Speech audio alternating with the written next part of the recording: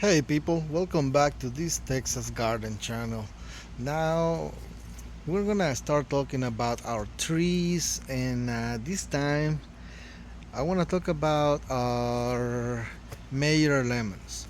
Our Meyer Lemons, we got this guy right here, and I want to talk about my experience growing this guy. This Meyer Lemon right here is growing on a 15-gallon pot, and as you can see, it has lemons, lemon there, and lemon there, more lemons in the back, and we have these lemons hanging right here, looking good, looking awesome. They just started yellowing. Some more back there. It has some lemons all around. But I want to talk about my experience growing Meyer lemons in containers. It's completely possible to grow this kind of citrus in pots. Well, and as you can imagine, the bigger the pot, well, the better, of course. But this particular Meyer lemon died. Yes, it died like a couple of years ago because right here in Houston we got some freeze, like like in a winter, like 2 years ago. So I thought this guy was done, and but I still kept it. I didn't take it out of the pot. I just kept it there, just because I felt really bad because I got complacent about, nah, he can take some freeze. It's gonna be alright, but no, guys, it was not alright. The freeze killed the guy. He can take some cold, yes, definitely. He can take above freezing temperatures. He can take your 33s. He can take your 35 degrees. Definitely can, but it's not gonna take too well your 25s. And that particular winter it got extreme. It got here in Houston, we're talking about, it got on the 16 degrees. It was bad, guys. So anyways, I thought it died, but the next spring it started shooting. It started shooting stems down here, and I was like, oh cool, oh wow. But the first thing that came out was not, you see, these are Meyer lemon leaves, broad, kind of wide leaves, right? So if you pay attention to these kind of leaves right here from this other stem, it looks quite different. You see, this one has like one leaf coming out of the stem. You see the stem and one leaf. But this one right here, shooting from the same trunk, you see the stem and this leaf right here that's divided in three different parts. So this is a completely different tree coming from the same trunk. So we have two in one pretty much. But this is why. When the plant died on that winter, it came down to all the way down here. This is the only part that was left of the tree. Everything else above, I cut it because it was dead. But it started shooting those particular kind of leaves, the three-part leaves, three segmented leaves, and Meyer lemon leaves. That's what I knew, but it's because it was shooting stems from below the crafted part of the tree. Meyer lemons are hybrid, so you gotta put together two kind of citrus in one. So they craft Meyer lemons, put it together, sour orange stem and some other kind of citrus. I don't know particular exactly which one, but it's another kind of citrus, and both together, the sour orange and that other citrus is that makes a Meyer lemon, which is a big ass lemon. Is big, is very very big, thin skin, and not too acidic. And when you make some lemonade out of this thing, guys, it's freaking delicious. But that's how it is. So whatever comes from below the crafted part is gonna be the sour orange, because the sour orange, we can say, it's like the mother. It's like the mother of the combination, right? And whatever else they put in there, it's gonna be inserted into a sour orange trunk, which will be the base of the crafting.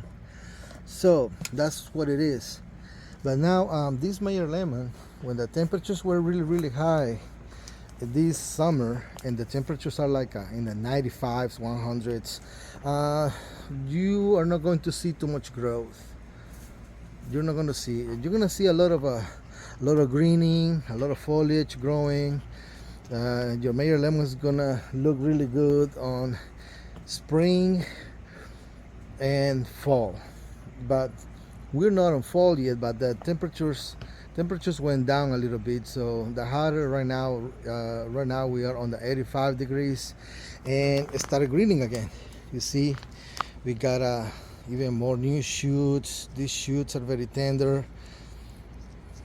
They just came out, so it started greening and looking beautiful. On another video, I'm gonna tell you guys what we use for fertilizing our trees. We're gonna make some videos about the trees that we have. We're gonna stop talking about peppers and tomatoes and all that, about vegetables, and we're gonna concentrate a little bit on our trees. And we started with this guy. We started with our guava tree. You can check out the video. You want to know about how to grow a guava tree. And right here in zone 9. Zone 9 is totally possible. Even zone 8, I think. But like the Meyer lemon, if you know that's gonna freeze, you gotta put it in your garage. You gotta move it indoors. And if you have it in a pot, well, that makes things totally possible. If you have it in ground, you will have to cover it and take care of it. Put like a heater, something that gives us the warm it up during the freezing period,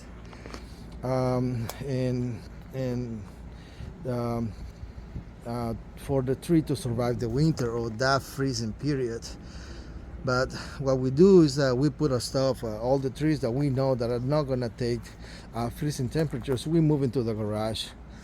And as you can see, it's a lot of effort.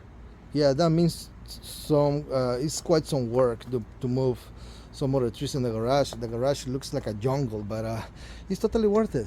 It's totally worth it. This is totally worth it, guys. This is beautiful. I really love it. Pest, yeah, you're gonna see some caterpillars, especially in summer, eating the foliage. I don't particularly care too much about it, because I know that the caterpillars, they die, they get eaten by something else, or they just turn into moths and butterflies and they go away. And pretty much right now there's no caterpillars eating anything. So it's gonna be like 3 months of you seeing caterpillars eating the foliage. But you can apply I don't know, whatever organic pesticide. Please use organic stuff. Don't use chemicals. That stuff's nasty. I don't really recommend it. But anyways, you can use whatever you want actually. But in my particular case, in my case, I don't use anything. I just let them get fat and eat whatever they want, and they live. As long they don't leave the whole thing, you know. But here in Houston, you're gonna see a lot of caterpillars everywhere, but it never gets too bad. So that's why I leave it alone. And yeah, that's my experience with growing Meyer lemons in pots. And another thing that I wanted to mention that I really recommend, everything started looking better since I installed this irrigation system.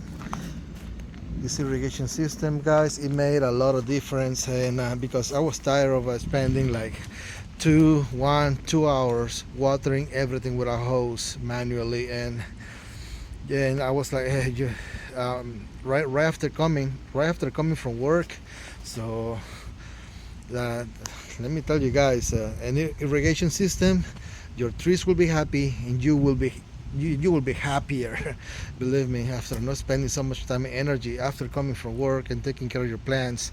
So that thing's a lifesaver. And I got three more of those back there, and I'm gonna show them to you guys in another video actually. But right now it's all about this guy. See, Meyer Lemon, guys. I really recommend you guys to try to grow him. It's totally worth it. Oh, but wait, I almost forgot, guys. I almost forgot that sour orange stem that I talk about. Well, it gotta go. It gotta go. Yep, it gotta go, because what we want is to grow lemons, not the sour orange. The sour orange is really great, but you can get the same result. If you really need sour orange, you can just get orange juice and add vinegar, and you'll get the same results.